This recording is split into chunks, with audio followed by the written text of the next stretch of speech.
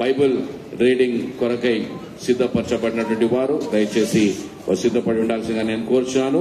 మొదటిగా జి శాలిని, యోహాను సువార్త 19వ అధ్యాయము 26 నుండి 27వ వచనము శాలిని గారు చదవాలి. తర్వాత శివమ్మ గారు ఒకవేళ ఉంటే సిద్ధపడి ఉండవలసిందిగా నేను కోరుచున్నాను. ప్రార్థన తదనంతరం మన మధ్యలో నడిపించబడినటువంటి సహోదరి కేజీఆర్ దేవసాయం గారు వాక్యాన్ని ఉపదేశించడానికి. సమయం మన ముందరనే ఉంది. సమయాన్ని మనం పాటిస్తూ ఈ యొక్క ఆరాధనలో మనం ముందు కొనసాగుదాం.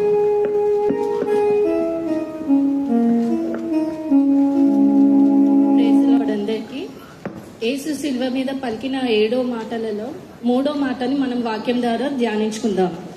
యోహాను సువార్త 19వ అధ్యాయము 26, 27, పేజ్ నంబర్ 100. యేసు తన తల్లియు తాను ప్రేమించిన శిష్యుడు దగ్గర నిల్చుండుట చూచి, అమ్మా ఇదిగో నీ కుమారుడని అతనితో చెప్పెను. తరువాత శిష్యుని చూచి, ఇదిగో నీ తల్లి అని చెప్పెను. ఆ గడియ నుండి ఆ శిష్యుడు ఆమెను తన ఇంట చేర్చుకొనెను. దేవుడు ఈ వాక్యాన్ని దీవించి ఆశీర్వదించుగాక.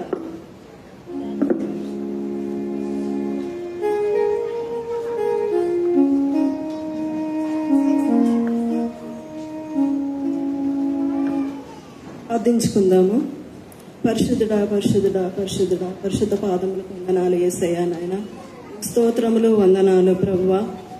ఇప్పుడు మాతో నా తండ్రి 2 మాటల ద్వారా మాతో మాట్లాడినందుకు వందనాలు ప్రభువా.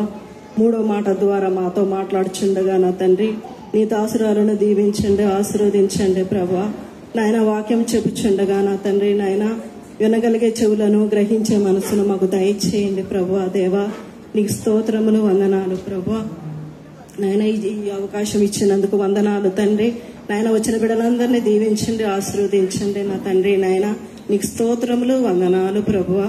ఆమేన్.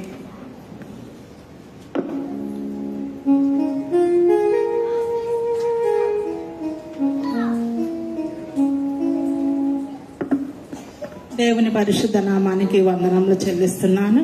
సమయం ఇచ్చిన పాస్టర్ గారికి, సంఘ కమిటీ సభ్యులకు, సంఘానికి నా నిండైన వందనాలు తెలియజేసుకుంటూ 3వ మాటగా మరి ప్రార్థన చేసుకుందాము. మహాపరిశుద్ధుడా, ప్రేమ నమ్మకము గల తండ్రి, నీ పరిశుద్ధ పాదాలకు స్తుతులు, స్తోత్రాలు, వందనాలు. ఇదిగో నాయన 3వ మాటగా మేము ధ్యానించుకొంచుండగా నా నోటికి నోరుగా ఉండి ప్రభువా మరియు వాక్యానుసారమైన జీవితాలు మాకు దయచేసి మేము నాయన నాకు తోడుగా ఉండి నడిపించమని యేసు నామములో అడుగుచున్నాను తండ్రి. ఆమేన్.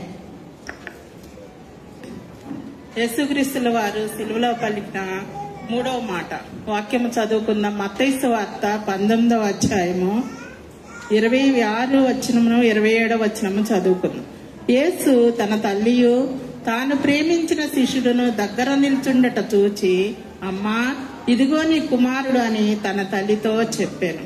తరువాత శిష్యుడు చూసి, ఇదిగో నీ తల్లి అని చెప్పాను. ఆ గడియ నుండి ఆ శిష్యుడు ఆమెను తన ఇంట చేర్చుకొనెను. నిజముగా దేవుడు ఆకాశమునకు భూమికి మధ్యలో వేలాడుచు రమారమి 3 గంటల సమయంలో మరి తను కొట్టబడి నలవబడి మరి ముళ్ళ కిరీటము ధరించుకుని ఎంతో బాధ శ్రమను అనుభవిస్తూ కూడా తన యొక్క బాధ్యతను ఇక్కడ మనము ఒక విషయం 3 విషయాలు మనము అర్థం గమనించాలి. ఏంటంటే మొట్టమొదటిగా ప్రేమ, యేసు ప్రభుల వారు ప్రేమను వ్యక్తపరుస్తున్నారు. రెండవదిగా బాధ్యత, తన బాధ్యతను నెరవేరుస్తున్నారు. మూడవదిగా నమ్మకాన్ని మనం అక్కడ కనపరుస్తున్నారు యేసుక్రీస్తుల వారు. ఆ సమయంలో నిజంగా మానవరీతిగా మనం ఆలోచించినట్లయితే ఏది గుర్తు రాదు. అయ్యో నేనింత శ్రమపడి బాధపడుచున్నానని ఆ బాధే మనకి తెలుస్తుంది. కానీ తను మరి ప్రభు అయిన యేసుక్రీస్తుల వారి లోకానికి వచ్చి పాపముల నుండి మనల్ని విడిపించి పాప క్షమాపణ పొందుటకు తన తానే రిక్తునిగా చేసుకొని అమూల్యమైన రక్తాన్ని మనకి చిందించి దాని ద్వారా మనకు రక్షణను విమోచనను కలిగించిన దేవుడై ఉన్నాడు. మన పాపములను క్షమించిన దేవుడై ఉన్నాడు. ఆ స్థితిలో ఉన్న యేసు ప్రభుల వారు తను మరి ఎదుట నిల్చుని మధ్యలో ఆకాశంలో వేలాడ్చి కూడా కిందకి వంగి చూచి తన తల్లిని తను ప్రేమించిన సహోదరుని చూసి తల్లి బాధ్యతను జ్ఞాపకం చేసుకున్నారు. ఏమిటంటే, అయ్యో నా తల్లి ఒంటరిది. తల్లి నిజంగా మరియమ్మని గురించి నేను చెప్పాలనుకుంటా. మరియమ్మ మరి ప్రసవ 9 నెలలు తన గర్భము ధరించి ప్రసవ వేదన పడి మరి తనని కన్నది. మరి తల్లికి ఎంతో బాధ వేదన ఉంటుంది ఆ సమయంలో. అయ్యో నేను అల్లారు ముద్దుకుని పెంచుకున్న నా కుమారుడు ఈ సిలువకు ఇంత బాధ. తను వెంటనే ఉంది. యేసు ప్రభువు వారు మరి పిలాతు దగ్గర తీసుకెళ్ళినప్పుడు వెంటనే ఉంది. మరి తను సిలువలో వేలాడి ఊరేగించుకుంటూ తీసుకెళ్లిన సమయంలో కూడా తను వెంబడిస్తూనే ఉంది. మరి కుమారుణ్ణి ప్రభుల వారిని వెంబడిస్తూ ఉంది. తను బాధపడుతుంది, వేదన పడుతుంది, వ్యక్తపడుతుంది. కానీ మరి ఒక మాట జ్ఞాపకం చేసుకుంటుంది. కుమారుడు అంటాడు కదా అక్కడ, మరి సున్నతి చేయడానికి తీసుకెళ్తే 8వ రోజున సున్నతి చేయడానికి తీసుకువెళ్తే సమూయేనని ఒక మనుషుడు ఉంటాడు అక్కడ. లూకాసు వార్త, మరి లూకాసు వార్తలో ఒక మాట ఉంటుంది. 2వ అధ్యాయము, దయచేసి ఎవరన్నా చదవండి. లూకాసు వార్త 2వ అధ్యాయము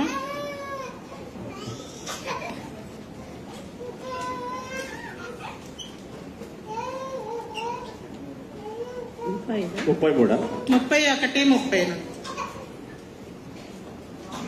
నాదా ఇప్పుడు నీ మాట చొప్పున సమాధానంతో నీ దాంట్లో 34 నుంచి చదువుకున్నా. 2వ అధ్యాయం 34.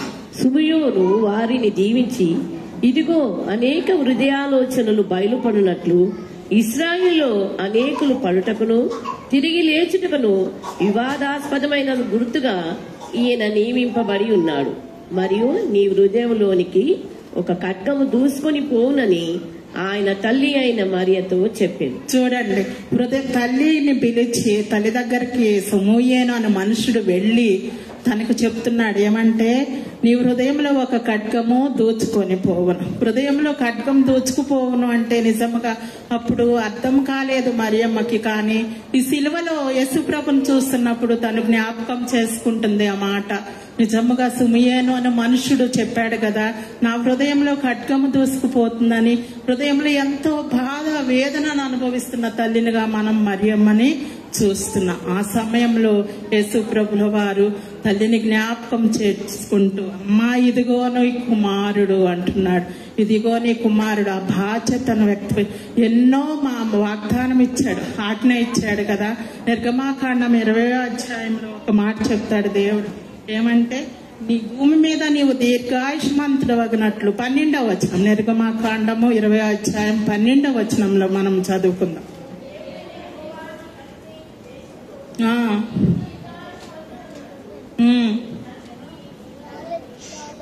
చూడండి, తల్లిని తండ్రిని సన్మానించాలంట. ఎందుకంటే భూమి మీద దీర్ఘాయుష్మంతులం మనం అవ్వాలంటే మన తల్లిని తండ్రిని సన్మానించాలి. ఈ లోకంలో చూసినట్లయితే తల్లిని నిర్లక్ష్యం చేస్తున్న కుమారులు ఉన్నారు, తండ్రిని బాధ్యత లేకుండా చూసుకునే కుమారులు ఉన్నారు. కానీ ప్రభుల వారు 33.5 సంవత్సరాలు తన తల్లితో ఉండి 3.5 సంవత్సరాలు తన సేవ చేసి, భారమైన సేవ చేసి తల్లి బాధ్యతను అక్కడ నెరవేరుస్తున్నాడు. మళ్ళీ తల్లి దీనముగా చూస్తున్నాడు తల్లి వైపు. మరి ఎందుకంటే మరి మరియమ్మ గారికి అంతకు ముందు యేసు ప్రభు తర్వాత కుమారులను కుమార్తెలు ఉన్నారు. కానీ వారు అప్పటికి యేసు ప్రభుని నమ్మలేదు. ఎందుకంటే యేసు ప్రభుని అంగీకరించలేదు వాళ్ళు. ఈయన ఇట్లానే చెప్తాడు, శాస్త్రుల వలె పరిచయుల వలె అందరి వలెనే ఆయన మాట్లాడారు. తన సహోదరులు కూడా ఆయనను నమ్మలేదంట.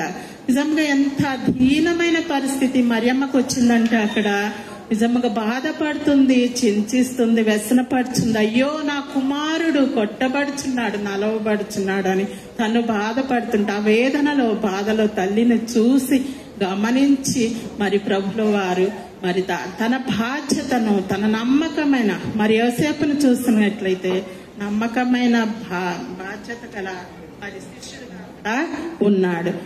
ఆ శిశువుకి యేసు ప్రభుల వారిని నమ్మకము కావాలి, ప్రేమను వ్యక్తపరుచుకుంది. దేవుడు అంటున్నాడు, మరి వాక్యంలో చెప్తున్నాడు కదా, ముదిమి అందు నీ తల్లిని నిర్లక్ష్యము చేయకము అంటున్నాడు. నిర్లక్ష్యము చేయొద్దు మన తల్లిదండ్రుని. మన బాధ్యతను నెరవేర్చుకునే బిడ్డలుగా మనం ఈ లోకంలో జీవించాలి. వృద్ధాప్యంలో ఉంటుంది. మనకెంతో సేవ చేస్తుంది మన తల్లి. మనకు మరి నిజంగా అన్ని చేస్తుంది. చిన్నప్పటి నుండి, చిన్ననాటి నుండి మనకు ఏది కావాలంటే అది వండి పెడుతుంది, చేసి పెడుతుంది, అన్ని చేస్తుంది. కానీ ఒకానొక సమయం వచ్చినప్పుడు తల్లిని నిర్లక్ష్యం చేస్తాం. తల్లిదండ్రులు నిర్లక్ష్యం చేసి నువ్వేంటి నాకు చెప్పేది అన్న మరి మా బాధ్యత లేని బిడ్డలుగా మనం ఈ లోకంలో జీవిస్తే ఒక్కసారి దేవుడే హెచ్చరిస్తున్నాడు. ఏమనంటే ముదిమి అందని తల్లిని నిర్లక్ష్యము చేయకుము అంటున్నాడు. ఎఫెసీయులకు రాసిన పత్రికలో ఒక మాట చదువుకున్నాము. ఎఫెసీయులకు రాసిన పత్రిక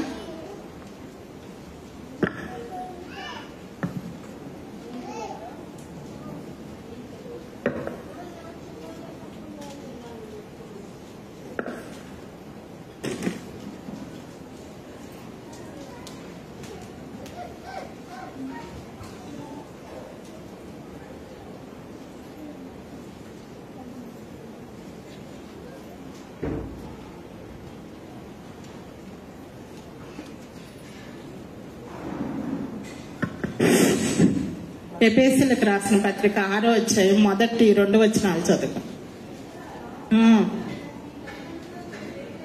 పిల్లలు తల్లిదండ్రులకు విధేయులై ఉండమంటున్నాడు. కింద చదువు. ఇది ధర్మమే. నీకు మేలు కలుగునట్లు నీ తండ్రిని తల్లిని సన్మానింపుము, అప్పుడు నీవు భూమి మీద దీర్ఘాయుష్మంతుడవదు. అక్కడ మరి నిర్గమకాండంలో చెప్పిన మాట ఇక్కడ చెప్తున్నాడు. నీకు మేలు కలగాలంటే తల్లిని తండ్రిని సన్మానించమంటున్నాడు. సన్మానించాలి, మన బాధ్యత అది. అయితే ఆ బాధ్యతను యేసుప్రభుల వారు ఆ శిలువలో వేలాడుచు నెరవేర్చుకున్నాడు. తల్లి బాధ్యతను తన నమ్మకమైన శిష్యునికి అప్పగిచ్చి దేవుడు తన బాధ్యతను నెరవేర్చుకున్నాడు. ఆ సమయంలో మనకి ఏది గుర్తు రాదు, కానీ ఆయన తన ఏదైతే చెప్పారో యేసుప్రభుల వారు అది చేశారు. ఏదైతే చేశారో అది మనకి నేర్పించారు. కాబట్టి మనం ఈ లోకంలో ఉన్నంత కాలము ఆయనను వెంబడిస్తూ ఆయన ఏదైతే మాటలు మనకి నేర్పించాడో అది నేర్చుకుంటూ మనం ముందుకు సాగుతూ నిజమైన క్రైస్తవులుగా మన ఈ లోకంలో జీవించేవారుగా ఉండాలి. యేసేపుని చూసినట్లయితే నిజముగా మరి తన తల్లిని వెంటనే చేర్చుకున్నాడనే లేఖనం వెంటనే చేర్చుకున్నాడంట. శిష్యులు లేరా? శిష్యులు ఎవ్వరూ లేరు, అందరూ పారిపోయారు. అక్కడ ఉన్నది యేసేపు మరియమ్మ గారి. కాబట్టి ఆ యేసేపు నిజంగా మన తల్లి నమ్మకంగా చూసుకుంటాడని మనము కూడా ఈ లోకంలో నమ్మకమైన వారిగా లోకంలో జీవించాలి.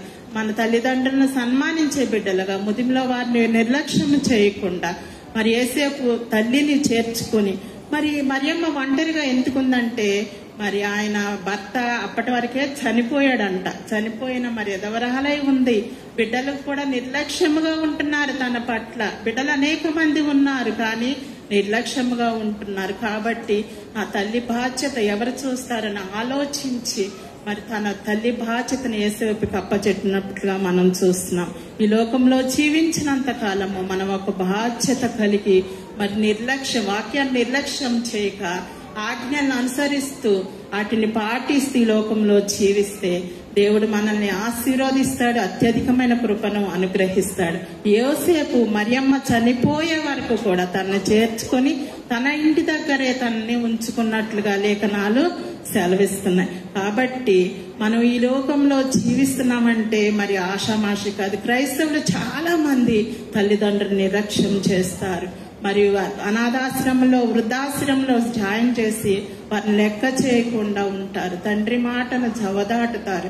వాక్యానుసారమైన జీవితం జీవించాలంటే మన తల్లిని తండ్రిని సన్మానించాలి. దేవుడు నేర్పించాడు. కాబట్టి మనం నిజంగా ఎన్నో సంవత్సరాల నుండి పండగ చేసుకుంటున్నాము, గుడ్ ఫ్రైడే చేసుకుంటున్నాము, 7 మాటలు ధ్యానించుకుంటున్నాము, కానీ వాక్యము మన హృదయం అనే పలకల మీద రాసుకొని వారిగా ఉంటున్నాం. వాక్యానుసారంగా జీవించి మనం ఏదైతే దేవుడు నేర్పించాడో అది మనం నెరవేర్చుకుండి లోకంలో జీవించలాగున అట్టి కృపను దేవుడు మనకు దయచేయలాగున ఈ వాక్యాన్ని నేను ముగిస్తాను. సమయం